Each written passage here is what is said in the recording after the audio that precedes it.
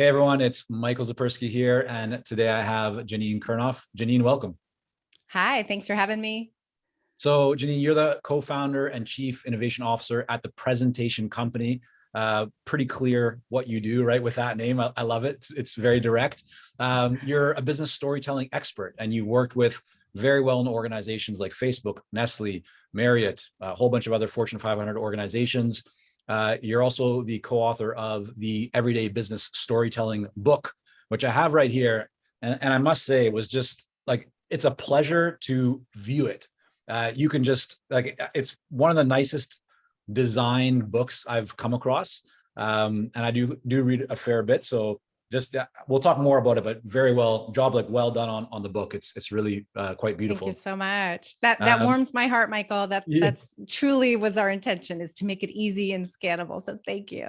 Yes. Yeah. We'll get into it because I want to make sure that people check it out here. And what I found to be very interesting is that you really do incorporate a lot of your frameworks and the way that you guys kind of think and approach giving a presentation or taking information and figuring out how to present it in a way that's going to be effective and compelling. But before we dive into all those details, let's go back a little bit into kind of your start. And what I want to kind of find out first is, were you always interested in stories and storytelling? Like, kind of, how did you get to where you are today? Yeah, I mean, storytelling has always been part of my life. And I think that in some way it's part of all of our lives, right? We're human. It's how we come into this world as story listeners, right? Any of us have children, you're reading to them at night. That Sure. was really where it kind of started for me. But I always remember as a young child, I was very much into reading books or performing the book. I remember like our neighborhood crew of friends. I mean, when I was very young, we would perform, plays out of a book, and different people played different parts. And I remember my sister, who's now my business partner, she'd be the director. She always wanted to be behind the scenes.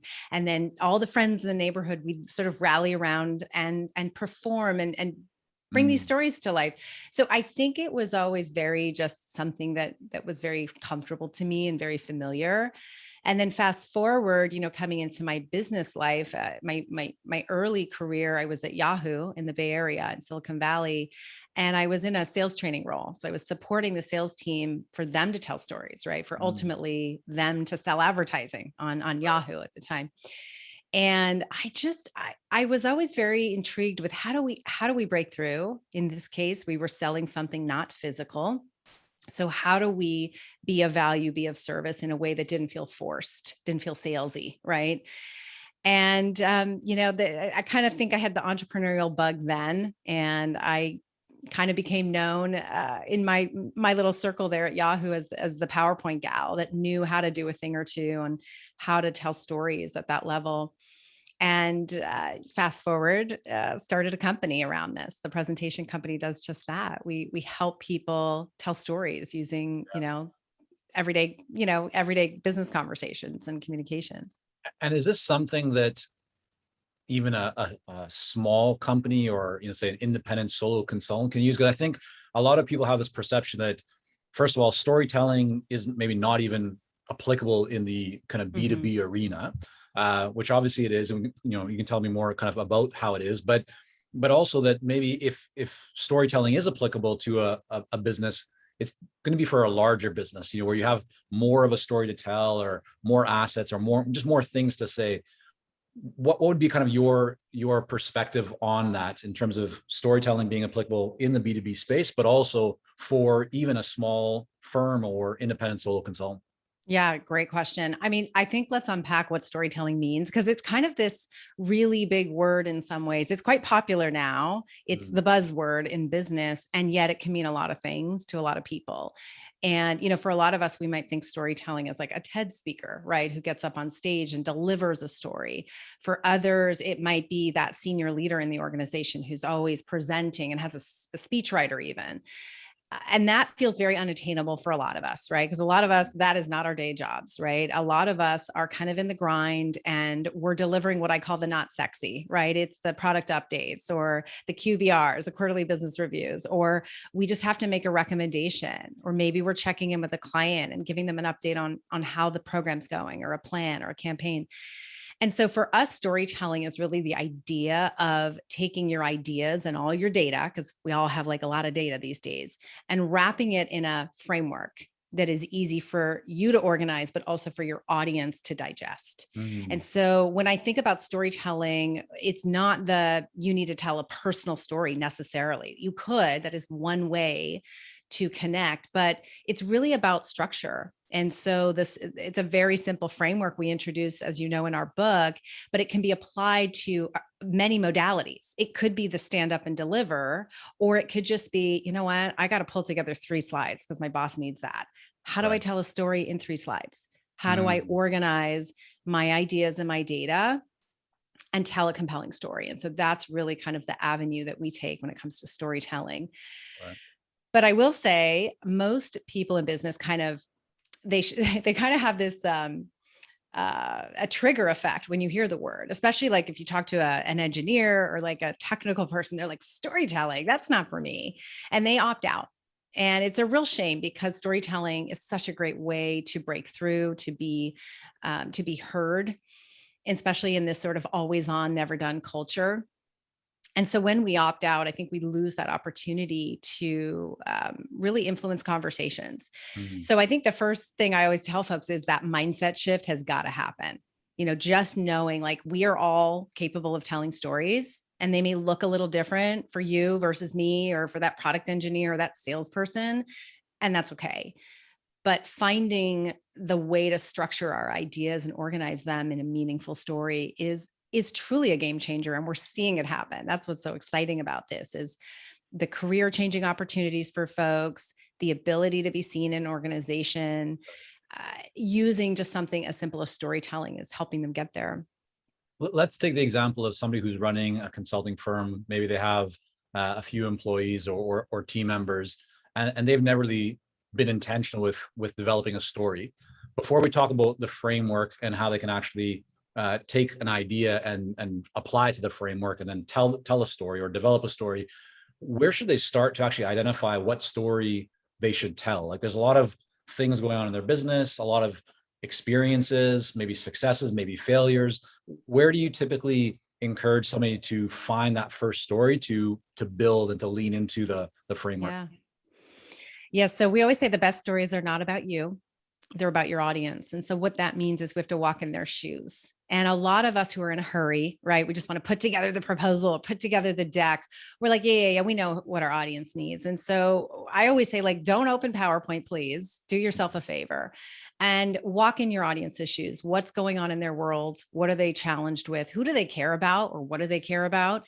And once you go through that sort of analysis of who they are and what's going on in their world, that will start to inform all the little decisions you have to make along the way to structure your story. So Mhm. that's sort of like basic 101. Don't start with you.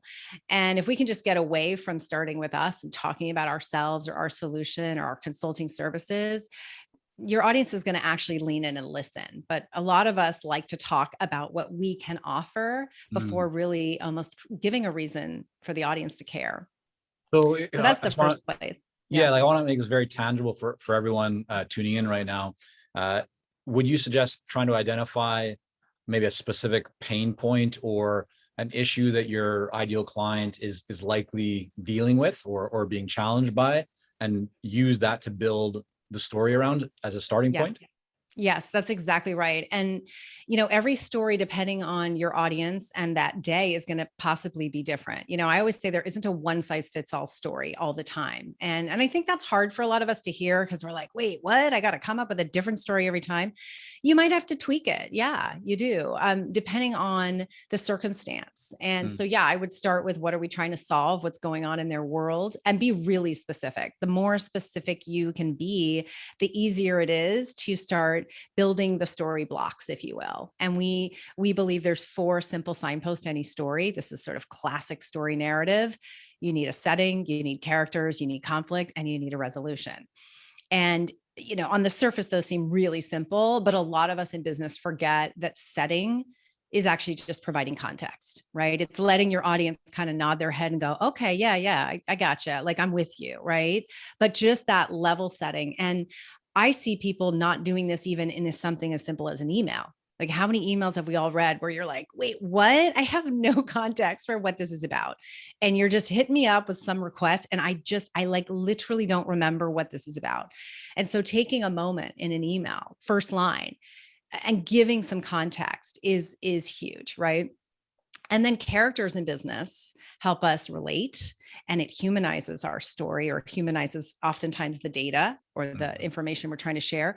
And this again is something where people will like think, oh wait, characters in business. Like I'm an engineer. I don't need characters in business. I just got to report, the facts here.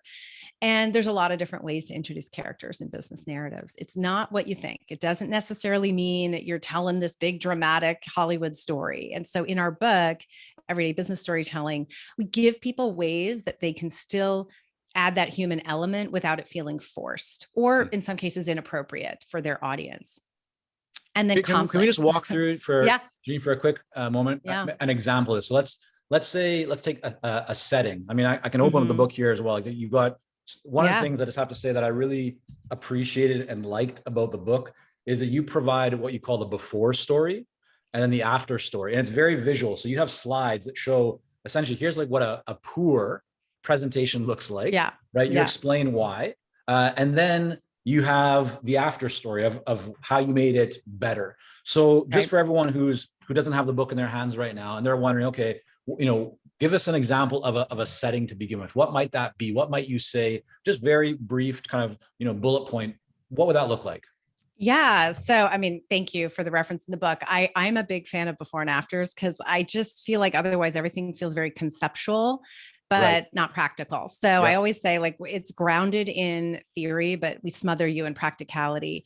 The setting of a story can be really quick. It can be verbal or visual. It can take 30 seconds. It could take 30 minutes. I mean, it really, truly depends on who you're speaking to, how much time you have. In some of the examples, I'm just sort of flipping through myself. I'm looking at, I believe it's chapter 10, where we give a sample recommendation, like when you have to make a recommendation. And you can see kind of how the story goes wrong because we start with resolution, as in they're talking about themselves really early on. But a really good example of like starting with context might be, and it could just be like, if it's internal, it could be like, in our last meeting, we talked about X. Right. There's nothing fancy about that. Okay. But it's just level setting and saying, this is what we know. Or if you have data, that's a really great opportunity to bring in the data to say, here's what we know. Here's what's happening. This is what our customers are saying. So it may not necessarily be new, absolute earth-shattering information, but it's just enough to let everyone in that meeting or virtual meeting understand, all right, we're all on the same page. This is what's going on. Where it gets interesting, of course, is when you layer in the conflict, right? Because every great story needs some tension, even though for some of us, that's hard. We want to shy away from, bad news, but conflict is critical in any good story. So just to jump in and sorry to interrupt, but I want to make sure I understand. So the first part is setting. That's essentially saying to people, here's why we're here. Like, let's kind of get on the same page. Here's the context. Is that correct? Yeah. Then you move into talking about the characters. Yeah. And the characters of a business narrative sometimes blur with the setting, right? So sometimes the characters can be our team, right? So last week, our team met to discuss XYZ. Well, okay, I've just introduced some context, right? The setting, and I've just mentioned some people, right? So in business narratives, it's not that we need it to be big, dramatic, meet Michael. He's a customer that like that can be appropriate. And we do show you ways where you can bring in named characters like personas. It's very powerful. But I think that sometimes feels frightening for a lot of us in business because we think, oh man, I don't think I could do that. That feels a little too forced, a little too dramatic. And so what I love about this approach is it's like, choose your own adventure. You can go full throttle and be super dramatic and introduce named characters. You could put yourself in the story and be a character and share something personal. Or more commonly for a lot of us, we introduce unnamed characters where it's more referring to broad groups of people, like our customers, our team, millennials. Like, it's just, again, we don't name them. We don't get to know them as personally, but it's just a way to humanize. Right. And you have a very good example of this in page 118, where you talk about the after story, right? So the setting and the characters first, kind of getting clear about why we're here, what are we talking about? Then the next part is the conflict, and you're going to, here's kind of the challenge that we need to overcome. Anything that's important just to point out, of course, people can learn a lot more about this by diving into the book and other resources that you have, but is there anything that you see where people typically maybe gloss over or don't pay enough attention to when you're talking about or kind of bringing up and presenting the conflict?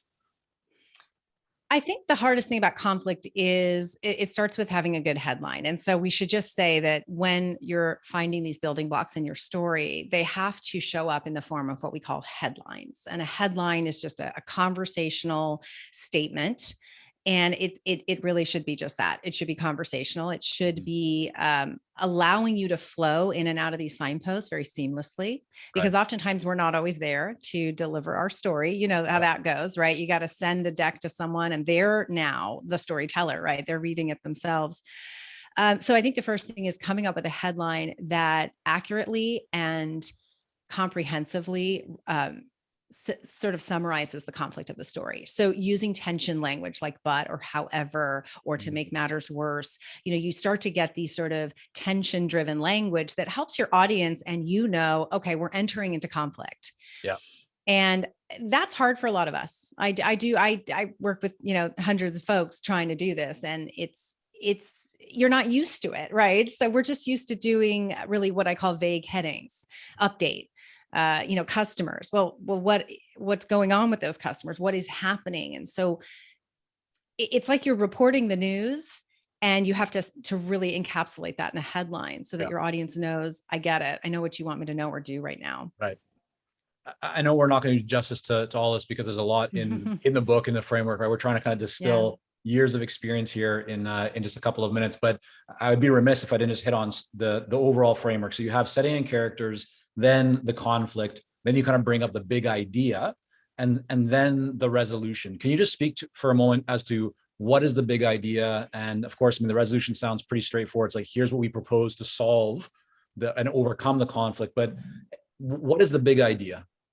Yeah. So thank you. It's a great question. So the big idea is that one thing you want your audience to remember, because they're not going to remember everything, right? We can't. And so when I think about putting together a story, and when I say story, it could be a deck, it could be an email, it could be a set of slides, it could be a one pager. What is that one thing that I want my audience to remember or do differently? And so that's your big idea. Now, interestingly, you can't just out of nowhere come up with a big idea. It seems like you could, right? You'd be like, all right, I'm going to sit down and here's the one thing. No, actually the exercise, there's sort of a very specific way that we recommend you build your story. And in order to capture your big idea, you need to go back a step and figure out your why, which is the setting, characters, and conflict. And specifically the conflict is very, very important, because once you've identified the conflict, that's going to help you answer your big idea. Because what a big idea is doing is it's addressing the conflict and it's teeing up what's to come in the resolution. And when you think about what happens when we introduce conflict in a story, in a conversation, it challenges the status quo. It creates tension in the room.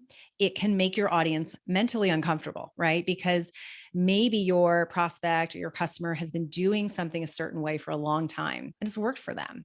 And now you're coming in as that consultant and saying, that's not really the best way, or there's a better way, or actually, have you thought about this? All of a sudden, their world is like, what? The status quo has been challenged. And so you need what I call a mental bridge out of that conflict before you head to resolution. Because resolution is, yes, that's where you get to roll out the solution and your big vision of how you're going to solve the world. Your audience needs that sort of instant gratification of, okay, I got you.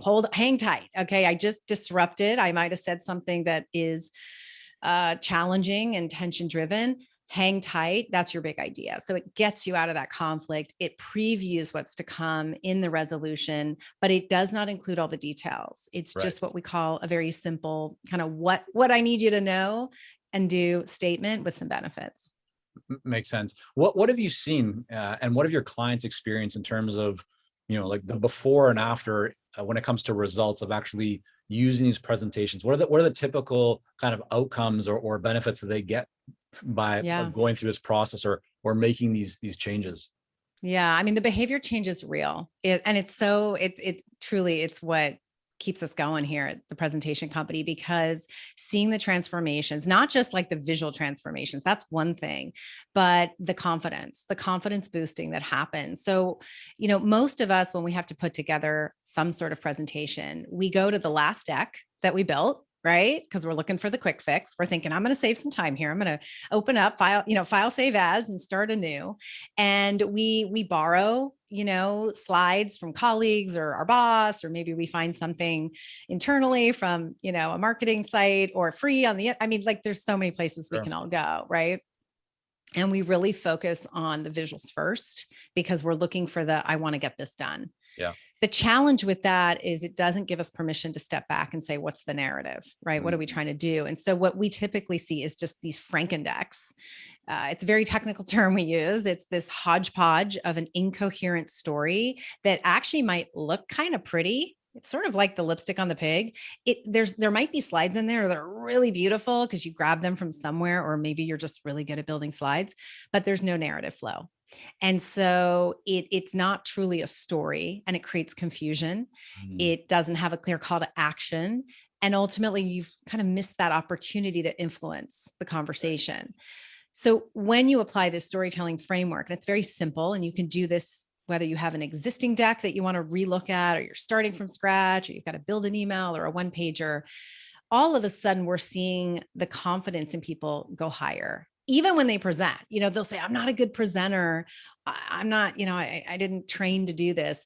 But when you're armed with a story narrative, with headlines that get you in and out of those different signposts, like the hard work is done offline. The hard work is not done in front of your audience. It's done beforehand. Yeah. And that takes the pressure off you as the quote storyteller, or the presenter in that case. And it also makes it a heck of a lot easier for your audience to take it in, to digest, and then do something with it, right? Move business forward, take action.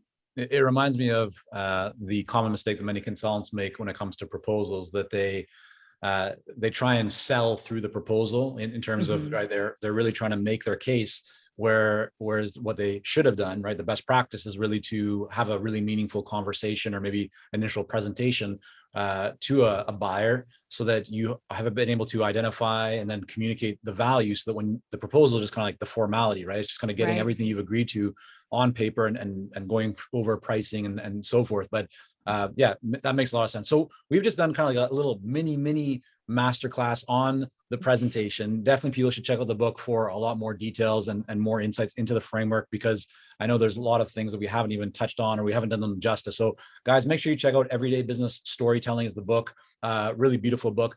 I want to get in though a little bit more into your background, Janine, in terms of how you went from working at Yahoo, putting together some nice presentations, feels like there's something there.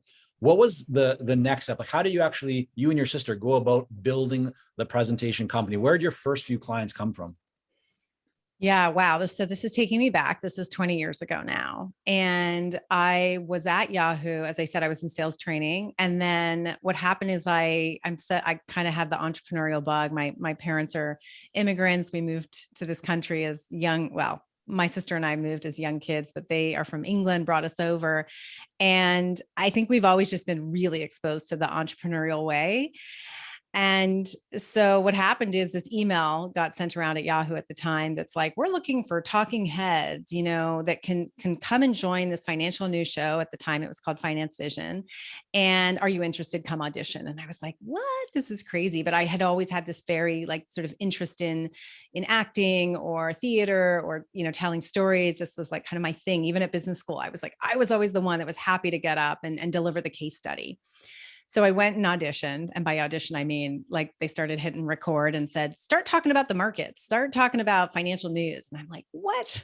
I mean, I had an MBA, but wow, just all of a sudden I was thrust into this world of talking about the stock market. And what they were looking for was approachable talking heads, if you will, that could interview market strategists, analysts, CEOs for this new sort of broadcast show that they were developing. This was in 99 or 2000, right before the dot-com bomb. And I got chosen as one of, I think, 6 of us. And they brought in news anchors. They brought all different folks, but they brought 2 people from Yahoo that were already there. And so that was me.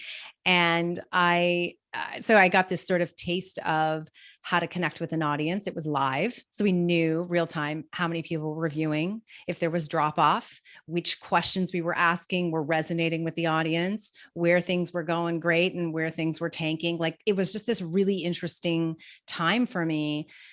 Of course, fast forward to today, so much of that can be applied to virtual training, virtual meetings, right? Sure. Where you're like, wait, I'm losing my audience. What do I need to do? Get that lifeline back. Anyways, that was so almost too ahead of its time. And because this was before we all had broadband on our phones and at home. So then I moved off of that and they started a shopping vision version of that. So this is all kind of tied back to the Yahoo sites, Yahoo Shopping, Yahoo Finance. And then that got cut. I got laid off. I enjoyed 3 months in Europe and said, all right, peace out. I don't know what I'm doing with my life. I was young. I had no, wasn't married, didn't No have kids and anything nothing. Yeah. nothing. It was Right. like easy time. So I packed everything up in a box and took off. I came back and I remember very vividly, I was walking on the beach with my dad, again, very entrepreneurial, his influence. And he said, well, what are you going to do with your life? And I'm like, I don't know. I don't know. And he's like, well, what do you love to do? And I said, I love helping people make better presentations. I Mm. love helping people communicate. So he said, well, then go do that. I said, well, how? What do I do? He's like, why don't you just start? Why don't you just, you know what? And there was an opportunity. I think some friends of theirs, my parents, they were having a dinner party. I went. Someone said, what do you do? And I just said, I help people make better presentations. And literally they were like, oh my God, we need you. I need a PowerPoint. And so it started off like that. It Right. was me helping people build PowerPoints, Yeah. very like one-on-one Yeah. consulting, Were not very were you scalable. doing any marketing at all at that time? Like once you No, got from through the no. family friends, so was it just referrals? Someone said, "Oh yeah, talk to Janine. Yes. Like Early she can help days. you with a PowerPoint." Yeah. And okay, Yeah, early days, it was like truly just testing my way to even see, is this something I want for myself as a life? I had come from corporate America. I had gotten that taste. And now it was like, oh, this is what it's like when you're on your own and you've got to, find the business and then do the business. And so in the early days, it was super scrappy. My sister Lee at the time was in the Valley, also Silicon Valley, working in market research, like on the marketing side of like right. analyst firms. And it's like we kept talking. She kept seeing these like Frankendecks coming into her world, and I was seeing it. I had seen it from the sales side, and of course, the work I was doing. And we just kind of put our heads together and said, well, what if we created this business and with the intention of helping people ultimately communicate better? At the time, we didn't know it was storytelling. That wasn't a thing. Right. But what really, I think, helped us go from being sort of the small mom and pop shop of like hourly consulting was that switch to training, that switch to more of a subscription model, Mm-hmm. that kind of longer term, bigger type work with big companies. Okay, so And I'm gonna so, stop you for a minute yeah. because you just dropped like some really powerful stuff that we need to unpack a little bit. So Okay, you let's said unpack. getting into bigger companies, and you Hmm. said subscription model training. Hmm. So from working with kind of random family friends, whoever it might be, different, just doing work on PowerPoint slides, Yeah. to you and your sister now deciding to, okay, let's team up together and let's actually start to win larger clients. How did you go about, first of all, winning larger clients? Let's tackle that one first. Yeah. Yeah. So getting out there was key. And so Yeah. for us, getting out there meant speaking events. And when Yeah. you are small and you're starting out and you're nobody, you cannot have high expectations of what these speaking events are going to be, right? I mean, I was thrilled to pieces to go to anything, like anyone that invited me for a lunch and learn for free, I'll do it because it allowed me to kind of test my way through and to really see real time, oh, this is resonating. This is interesting. So there was a Silicon Valley women's networking group. I remember it vividly, like exactly the hotel that it was at, like right off the 101. And I think, I don't even remember what I did. It was like a 1 hour on, it could have been anything, top 10 tips on how to do XYZ, with your presentations. And there was a woman in the audience. I still remember her. And she came up after she worked at Symantec and said, can you do what you just did for my team? And I was like, yes, I can. Absolutely. This is what I do.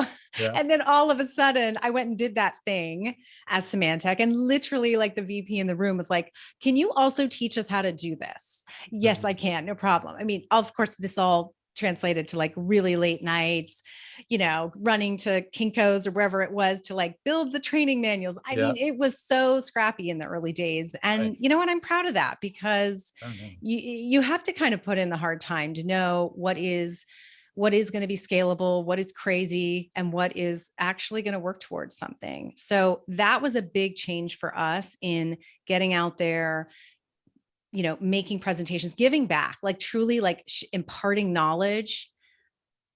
All of a sudden changed the conversation from it being a pitch to now I'm giving you something, and the customer, the prospect of that case could kind of see in their mind, oh, I could see we need this at a team offsite or so on. So that's At kind of that how it time, got like in those started. early days, how much of your time were you spending going out and actually trying to land speaking engagements and kind of just getting out there? Like, was that the majority of your time when you weren't actually working on client projects, or did you find yourself oftentimes like staring at a piece of paper or your computer screen thinking like, what do we do now? How to plan? Because and the reason I'm asking this, a lot of people will delay, they'll hesitate to get out there because they want to have the right messaging, they want to have the right website, they want to have the right LinkedIn profile, whatever it might be. Like there's always reasons for them to try and prepare more, but that over preparation often will hold them back from just getting out there. It sounds like, Janine, in your case, you were getting out there, and I'm not saying that you weren't thinking, but just you weren't hesitating as much as maybe others do, and that's what led to you ultimately getting traction. Is that accurate, or was there something Yeah, else you're going on? yeah, you're making me think of even just today. I mean, 20 years into this business, this mindset of like done is better than perfect. And I have to give all the credit to one of our best clients, Facebook, for that. When you're on campus there in Menlo Park, they have these amazing posters all over. And one of them is like, done is better than perfect. And that, even to this day, like I stare at that in my office because it's like a constant reminder of sometimes we just need to get out there and we can iterate. And I can say now, 20 years later, working with amazing customers that trust us and love us, they want to come play with us. They want to iterate. They're okay that it's not maybe going to be perfect at day one. I don't think I had that confidence back then, right? Because you want to be buttoned up. Of course, I wanted the website, I wanted the business card, you want it all. I think though, if you have a true core differentiator and you have a service or something that you do that is very special, there is nothing more powerful than being able to, in some ways, give that away through, like, say, a speaking venue where you're the speaker and you're imparting knowledge, because that's going to be your best self. Like that's your true authentic self in your element. Well, for some people, it may not be for everyone. Not everybody likes to present. But for me, it was like, this felt like home. And so all the other stuff, the websites, the perfect brochures, it kind of didn't matter because what I was getting judged on is what they saw in the moment, what they experienced and thought they could see their team also getting access to or being exposed to. So yeah, I think that whole mindset of iteration is good, and it Yeah. doesn't have to be perfect. Like done is better than perfect. I'm still trying to practice that. It's a good reminder whether you're starting out or you're, Sure. 20 years in. Yeah. Janine, I have a few more questions. I want to be respectful of your time. Just looking at the timer. Are you okay for a few more minutes? Sure. Yeah. I'm Okay. sorry. I'm probably like way more long-winded than you need, right? No. I mean, I think that little mini masterclass at the beginning there ate up a bit of time. But so the other thing that you mentioned, so here you're in Symantec, you're moving up, you're doing kind of client development where you're getting deeper and deeper into the organization. How do you kind of leverage that, or how do you go from that to now getting into working with Facebook and Marriott and some very well-known brand names?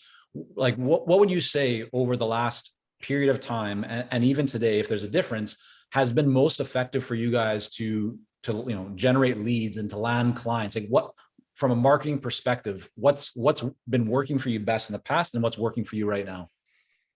Wow. Yeah. So, I mean, when I think about the 20 years, so we started off and we were very heavy in tech because that's where both my sister and I, and she's my business partner, where we were from. So it was Right. really easy to get word of mouth referrals into the next tech company. So Microsoft and HP, and we were really big early adopters of anything technology. So in our case, virtual meetings were starting to come up with WebEx, and HP had their own virtual room, and Microsoft had live meeting at the time. And we were like, bring it on. What's this all about? And because we were small and scrappy. And so it didn't scare us. We really embraced it. And so back in truly like 2004, we were delivering virtual training. In fact, we ended up training Apple's channel sales team on how to deliver WebEx meetings effectively. And it's kind of how we got in at Facebook as well. So I think not being afraid of change and technology really helped not only help us as a company to weather, recessions in 2008, and then you got a pandemic last year. It's like, yeah, bring it on. Like we were ready for it because technology's always just sort of been sort of the power vehicle underneath it all. Yeah. That said, things as simple as like LinkedIn advertising has been amazing for us to get really targeted ads out to customers that we would not otherwise be able to reach. So that's been amazing. On that, what have you been doing? So when you say LinkedIn ads, because I think a lot of people aren't necessarily familiar or aren't doing that or think the cost is too high. So if I was to see one of your ads on LinkedIn, what would it show me, and what would it point me to if I clicked on it as an example? Yeah. So they have a whole pay to play kind of advertising model. And, it's, you can literally target. I mean, you can do this on any social media platform, but for us, our customers are on LinkedIn. They're more on LinkedIn than they are on Twitter and Facebook, as an example, or Instagram. But for us, we chose that as a platform, and you can do very targeted ads. The ads are whatever you want to create. We found that the simpler, the better, right? Yeah. Just So really for yours simple. specifically, like, yeah, what are you doing for your ads? What do you find is Yeah. working best for your So company? we're like, for example, our buyer's like an L&D buyer, learning and development buyer at a big, enterprise company. And so it might just say storytelling for teams, and like a beautiful, really high contrast photo with very little text on it. And it's like, click here to learn more. And then that takes them to like maybe a private landing page where they can kind of self-educate. That's the other big thing we're learning is people don't want you to call them. This is not don't stalk me, let me self-educate, because if I'm in the market and I'm interested, I kind of want to go a little further, which benefits all of us, right? Because then they become so kind of filtered and screened that by the time they actually come to us, they're ready to buy. They're very interested in buying, and they've been filtered through the system. So that's been really helpful. But you also have to have like a content model with that. And serving up content that's relevant to the buyer, depending on where they're at in the journey. So that's something we're really digging into now, and it's amazing. I mean, it's crazy, and there's so much to learn about it.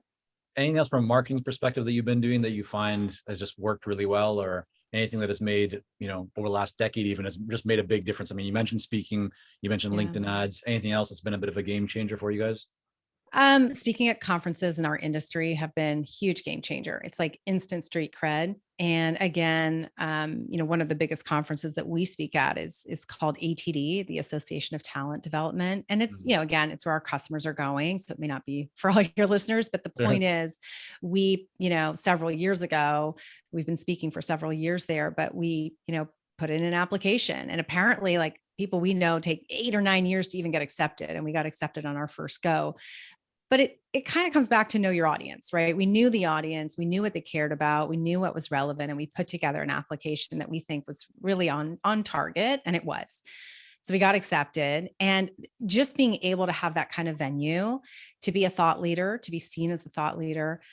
I'm now going back in I think it's August, early September, for their international conference in Salt Lake. We hope it's in person.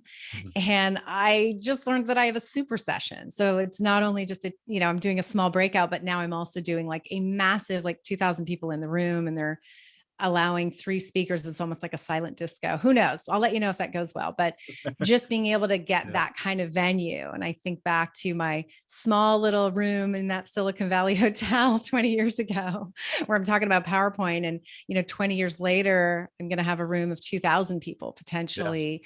It just keeps coming back to our core, which is imparting knowledge, sharing insights, and creating conversation, because that's ultimately what I think is the exciting part about when you're speaking. It's not that you have to be the expert and you have to just dump a bunch of data on people. It's creating that two-way dialogue and sharing knowledge that, to me, is kind of what it's all about.